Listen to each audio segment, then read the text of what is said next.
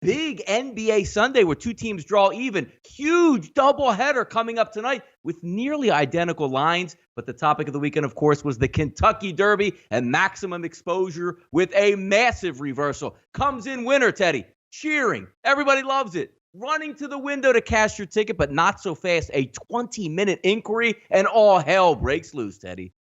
Yeah, and that would be a 22-minute inquiry, which felt like 100 years. Doesn't matter what ticket you had. It doesn't matter if you had a maximum security ticket. Doesn't matter if you had a country house ticket. Doesn't matter if you have neither one, like me.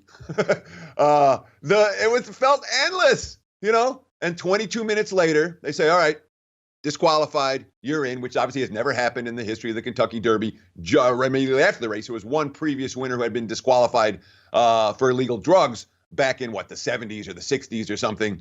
Not in the modern era. This was something new and different. And as sports bettors, with legalized gambling now starting to go nationwide, wow, this is a big story. A little horse race? No, a huge $9 million swing. And, of course, the favorite not everyone, but there were a lot more tickets written on Maximum Security than were written on Country House. Bettors not amused, both here in Vegas and around the country. Teddy, what we also saw as well, betonline.ag and all their multiple books out there use this as a marketing, to try to capitalize on a few things. Because every day we seem like a new state is turning on or new legislation is being passed. These companies that are foregoing some of these funds saying, you know what, we'll pay out the winner on both. It's really good marketing. Not a huge line of exposure for their bottom line, Teddy, but just growing in the future. Take a second to talk about what this means. And look, when we talk about controversies, is the controversy a lot bigger because how gambling is expanding now, Teddy? Yes. I mean, in one word, yes. This would have been a story in other years. This year, it's a front page story and a story that we're still talking about on Monday, even though it happened on Saturday. And you talk about the future of sports betting. Look, there's 5 different states right now. They're just waiting for a governor's signature to get on board with sports betting. Dustin Gooker, one of the better writers that you can find on the topic, he put the over-under as 6.5 new states in 2019. He says that number's going to fly over this year. Over's looking pretty good. So, yeah, the more states that do it and the more that gambling becomes mainstream, the more a story like this has legs and sticks around for a couple of days, as opposed to, the gamblers just lost some money or the gamblers just won some money. James Holzhauer, the legalized gambling, it's all moving in the right direction for guys like us. What we do is legit. It's not degenerate. It's legit. Fantastic. I love it there. And Teddy, you bring up a good word there. States flying over the total. If you're watching yesterday in the city of Philadelphia, the total was not flying over there. And Joel Embiid, how many different ailments? We should get a running total in the over-under of how many different ailments, Teddy, that Joel Embiid can come up with, whether it be a knee, whether it be sickness, whether it be virus, whether it be I'm just not feeling well. Calls in sick yesterday, but the one person not calling in sick and making that house call is Kawhi Leonard. Another fantastic game. Drills a monster three-point shot with the Toronto Raptors clinging to a 1-point lead with 1 minute left. The Sixers actually shifted, Teddy, to a -2 favorite when they were showing about a +1, +1.5 on the Pascal Siakam news. Now, Siakam didn't play that well, but did play the whole game. But the interesting part was we didn't know until after the game that supposedly Joel Embiid was sick. Yeah, exactly. I mean, Siakam a non-factor, really. He started 0 for 8. He made his first shot in the third quarter. He made 2 for the ballgame. He was not a difference maker. The difference maker, of course, was Kawhi Leonard.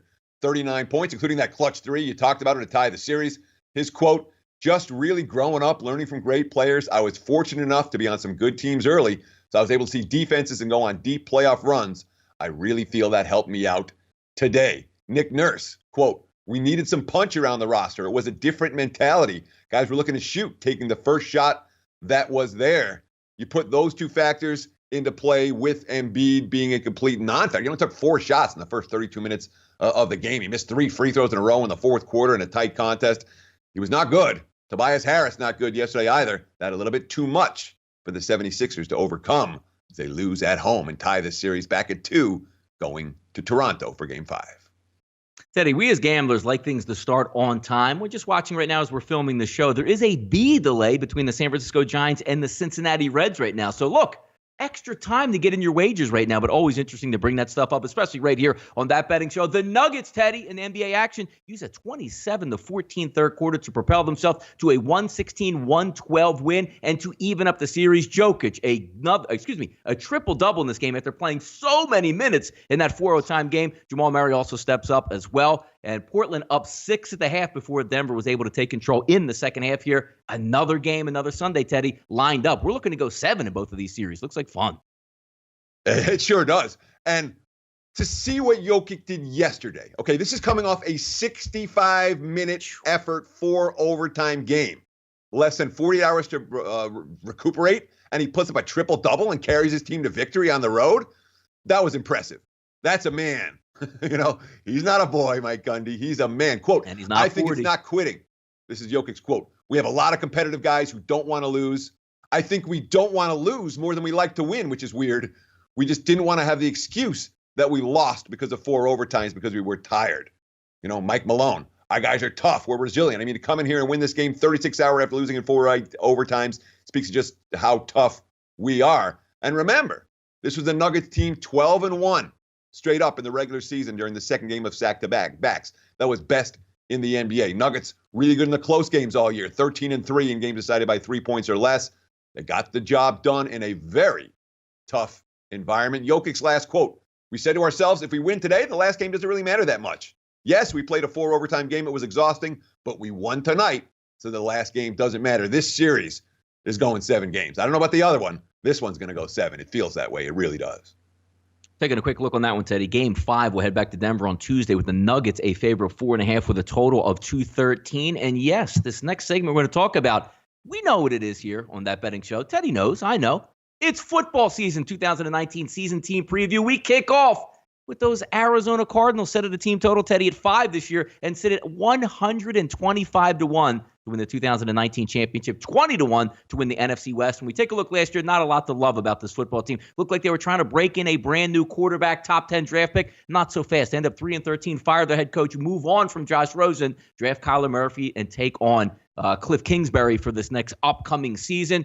Look, 3 out of the first 4 games are at home. 4 out of the first 6 are home, trying to ease into it here. But you see the team total extremely low at 5. Not a lot of expectations coming out. More of a ground level saying, you know what? Let's set this foundation for the future to see if we can get up off the mark. Larry Fitzgerald back for another season to try to, work his way in with those young receivers. Terrell Suggs comes over for a little bit of veteran leadership from the Baltimore Ravens. Not a lot of expectations here, Teddy. But in the NFL, you could still make money on that. There's no expectation for Arizona. And if this team ends up being decent, they're going to make their backers money. We're talking about a squad that's coming from the bottom of the barrel last year. Really. I mean, heading into the season, into the offseason, I had Arizona ranked dead last. Now I've got them ahead of Miami in my initial power rating. So I got them ranked 31 out of 32 teams. But we are talking about one of the worst teams in the NFL. The stats showed it last year. They were outgained by 1.1 yards on every single play. They were outrushed by 1.1 yards on every single rush. Arizona's combined QB ratings last year, 69. Opposing QBs, 96. It's a minus 27. That's ugly. When you're getting outgained by more than a yard a rush and you're minus 27 in the QB rankings, yeah. And of course, they were minus 12 in turnovers. The 16 takeaways ranked number 28 in the NFL. 28 giveaways ranked number 27 in the NFL. They were bad in every way. So, in the offseason, look, they made some moves. You talked about it. They signed a cornerback, bring in Robert Alford. They bring in Terrell Suggs. They need a pass rusher. They traded for Marcus Gilbert. They signed J.R. Sweezy. They bring in Charles Clay at tight end. At every one of these positions, there's still additional needs. Now, obviously, the season's going to depend on if Kyler Murray can play at the NFL level, period. He's got some weapons. Certainly, you like what they did in the draft, bringing in Andy Isabella and Hakeem Butler. And the 6th-round draft choice, the guy we know out here in the West Coast, Sean Johnson, was a playmaker for Fresno. He doesn't have burning speed. I wouldn't be surprised if he had an impact as a rookie in Arizona. And of course, Byron Murphy at cornerback, Zach Allen at defensive end. They brought in some good talent, but as a roster, you look at the rest of this division, the NFC West is good. Seattle's good. San Fran's good. LA's good. This team clearly the bottom of the barrel in this division. And if you're going to make money with Arizona, you'll be doing it as a dog. They're likely to be underdogs in just about every game this season. Teddy, looking at the Arizona Cardinals last year, I mean, their offense was absolutely anemic. So then you switch up, you get the Heisman Trophy winning quarterback who can run around, has got a live arm, but also you have Cliff Kingsbury, which knowing from Texas Tech, they didn't play a whole lot of defense there and using up-tempo on offense. Is this a team, I know it's hard to see, we haven't seen anything from OTAs or, heading through to training camp or preseason games. Do you think this team lends to more of an over just by the way they're going to play this year? So maybe Cliff Kingsbury going to change a few things up and not go all Chip Kelly and go 100 miles an hour next year? Well, I mean, Cliff Kingsbury had 2 winning seasons in 6 years at Texas Tech. And he gets blamed for the defensive failures. There was no defensive talent there. And you blame him as a recruiter? Okay. You don't have to recruit in the NFL. You get to sign guys. So for Arizona to be an over team this year, to be cashing over tickets on a week in, week out basis, that offense has got to put the biscuit in the basket. They got to score touchdowns. This is a team that has a rookie quarterback. They have a very questionable offensive line. And even though I like within the draft wide receiver wise, playmakers, you're going to put Arizona below average in the NFL level. So you got to score to go over the total. I'm not convinced Arizona's offense is good enough to be an over team week in, week out.